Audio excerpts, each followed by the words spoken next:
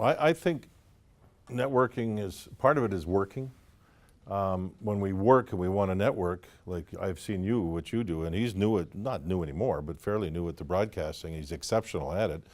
But you learn to talk to certain people to help gather information that's going to help you do your job better without crossing any lines.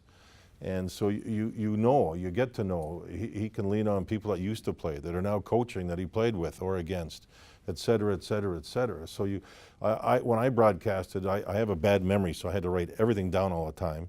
But I would phone, in the old days, not text, it was phoning and satellite dishing, all that stuff to gather information. And then you'd talk to somebody if hypothetically the Rangers are coming into our building tomorrow night. Sam Rosen was my broadcast partner for years. I'd call him and see how things are going. We'd trade information and be able to enlighten the viewer with more information about what's going on during the game. It used to be in some ways tough because you'd broadcast in games that had Wayne Gretzky playing in.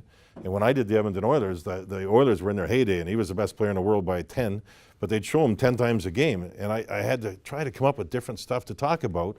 When you sit at home and you see a close-up of Troy Aikman, or when he was a quarterback, you got to have something to say, not just that he threw 16 passes and 14 of them were complete. You got to give the viewers something to bite on, to oh, I didn't know that type of thing. So I build up relationships with Wayne Gretzky and talk to him. He'd see me coming sometimes, and I'd say, I need something, Wayne, you got to talk. We got to talk. Who's, blah, blah, blah. It would help. So networking to me is working, and it's trust, and it's helping other people too, not just yourself. It's very, very, very important.